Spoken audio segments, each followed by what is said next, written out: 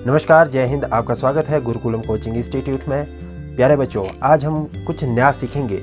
और नया क्या सीखेंगे? आज हम सीखेंगे कि हैव को किस तरह से इस्तेमाल करते हैं। आप जानते हैं कि इंग्लिश में बहुत सारे ऐसे वर्ड्स हैं जिनका सही से इस्तेमाल करना हमें आना बहुत ज़्यादा ज़रूरी होता है। अगर हमें उन कुछ एक वर्ड्स को सही से इस्तेमाल करना नहीं आया तो हमारे इंग्लिश में बोलने में, लिखने में बहुत सारा मिस्टेक हो सकता है। और उस मिस्टेक से बचने के लिए हमें क्या करना है कि उनका सही से इस्तेमाल करना सीखना है। चलिए आज की वीडियो हम शुरू करते हैं और इस वीडियो में हम बारीकियां जानेंगे कि इंग्लिश को सीखते समय अगर हम हैव का इस्तेमाल करते हैं, एक हमारे पास वर्ड है HAVE, क्या है? हैव। तो उसका क्या क्या अर्थ होता है और किस तरह से उसको हम सही तरीके से इस्तेमाल कर सकते हैं। चलिए सीखते हैं। मैंने लिखा यहाँ पे वर्ड हमारे पास है दिया हुआ हैव, ठीक है। ये ठीक है, क्या है? वर्ड है हैव, HAVE, हैव। देखिए आमतौर पे इसको तीन तरह से इस्तेमाल करते हैं। कैसे इस्तेमाल करते हैं इसको? तीन तरह से। ध्यान रखिएगा आप, तीन तरह से इसका इस्तेमाल होता है। पहला, इसका इस्तेमाल आप लेने के लिए करते हैं, जैसे आपने कोई वस्तु लेनी है। दूसरा, आपके पास किसी चीज़ का होना, आपके पास किसी चीज़ का पोजेशन होना, जिसको हम पोजेशन भी बोलते हैं। तीसरा, इसका किसी समय को बताना। वो तीन चीज़ों से इसको हम संबोधित करते हैं। पहला लिख लेता हूँ मैं यहाँ पे। पहला है टेक। क्या लिखा मैंने? पहला टेक। दूसरा पोजेशन, ठीक है। तीसरा मैंने लिखा टाइम। एक एक चीज को मैं बताऊंगा यहाँ पे। बने रहे इस वीडियो के साथ और सीखते रहे। पहला टेक का मतलब हुआ लेना। दूसरा पोजेशन का मतलब हुआ आपके पास किसी चीज का होना। तीसरा समय, यानी कि जो टाइम लिखा है इसका मतलब है समय को बताना। देखिए हैव की खूबसूरती देखिए, अब तीन तरह से इसका इस्तेमाल किया जाता है और आपको ये अच्छी तरह से समझ लेना होगा। अगर आप इसको अच्छी तरह से नहीं समझेंगे तो आपको बहुत मुश्किल आ सकती है। पहला टेक, लेना, किसी चीज़ को लेना। जैसे कि आप किसी पार्टी में गए हैं, कहीं पे भी गए हैं, तो आप मोस्ट ऑफ द टाइम अपने कलीग्स को या अपने साथी को बोलते हैं कि प्लीज़ आप मिठाई ले लीजिए, ठीक है। तो इस तरह से आप चाय पी लीजिए, या क्या आप मेरे साथ चाय पीना चाहेंगे, या एक कप कॉफ़ी लेना चाहेंगे, या डिनर कर लेना चाहेंगे। तो ऐसी कंडीशन में आप हैव का इस्तेमाल कैसे कर सकते हैं? इन वाक्यों को बोलने के लिए आप हैव किस तरह से बोलेंगे, देखिए। पहला एक एग्जांपल यहाँ पे लिख लेता हूँ। पहला एग्जांपल मैंने लिखा यहाँ पे, have a cup of T. क्या लिखा मैंने? Example, have a cup of T, ठीक है। यानी कि चाय का एक प्याला ले लीजिए। Have a cup of T, चाय का एक प्याला ले लीजिए। सीधा सा अर्थ इसका बन गया है, ठीक है। दूसरा, अगर मैं यहाँ पे एग्जांपल दूँ आपको,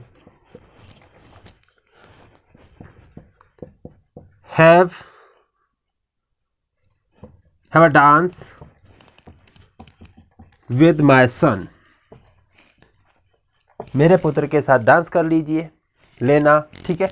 ये यानी कि किसी तरह की ये पार्टिसिपेशन भी हो सकता है, ये खाना भी हो सकता है आपका, या कोई अन्य चीज़ भी हो सकती है।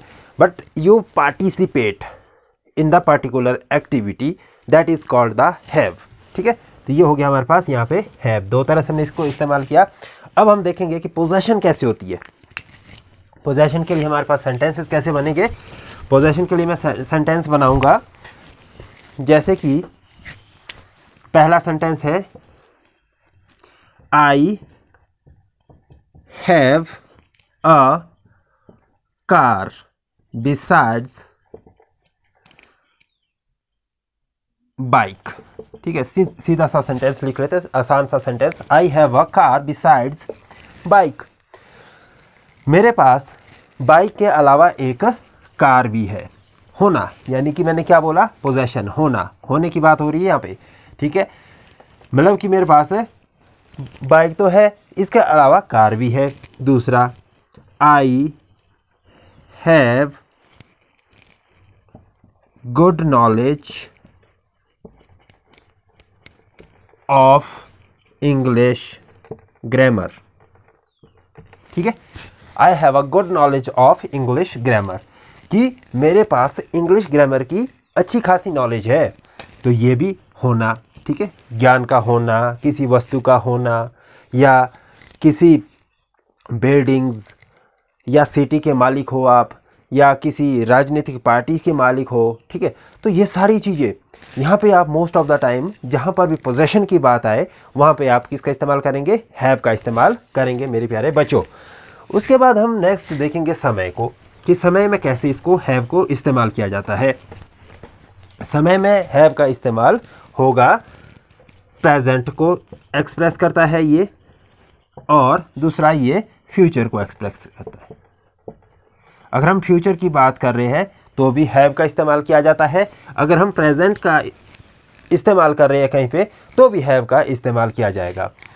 यानी कि प्रेजेंट परफेक्ट जब हम टेंस को लिखते हैं और फ्यूचर परफेक्ट टेंस को लिखते हैं तो हमें यहाँ पे इसको आमतौर से यूज़ किया जाता है।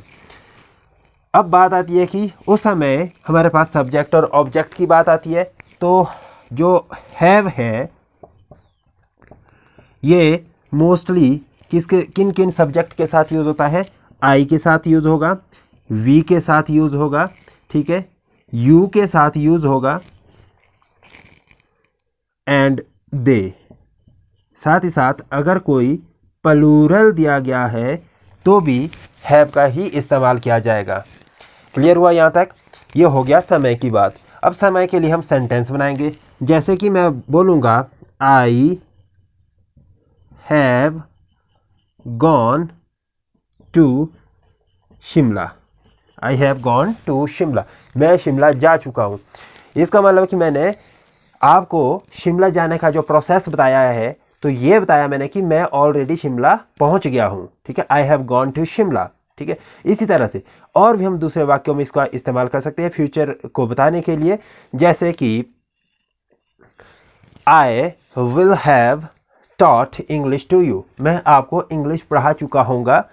जैसे कि मैंने सपोज करिए कि आपसे मैंने 10 दिन लेटर की बात करनी है, बट उसको मैंने फिनिश्ड मोड में बताना है, ठीक है। फिनिश्ड मोड में यानी कि मैं आपको 10 दिन बाद इंग्लिश पढ़ा चुका होऊंगा, तो ऐसे बोलना है तो कैसे बोलूँगा, I will have taught English to you in 10 days, ठीक है, कि 10 दिन के अंदर मैं आपको इंग्लिश पढ़ा चुका होऊंगा। तो ऐसे सभी तरह के वाक्यों के लिए हम इसको समय के साथ हैव का इस्तेमाल करते हैं।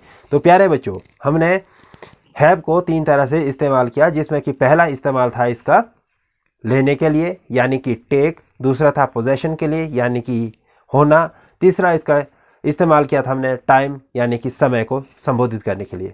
उम्मीद है कि आपको हैव यूज़ करना आ चुका होगा। अगर आपने अभी तक इस वीडियो को शेयर नहीं किया तो शेयर करिए, सब्सक्राइब करिए, यूट्यूब चैनल में जो भी वीडियो है उसको लाइक करिए। Thank you.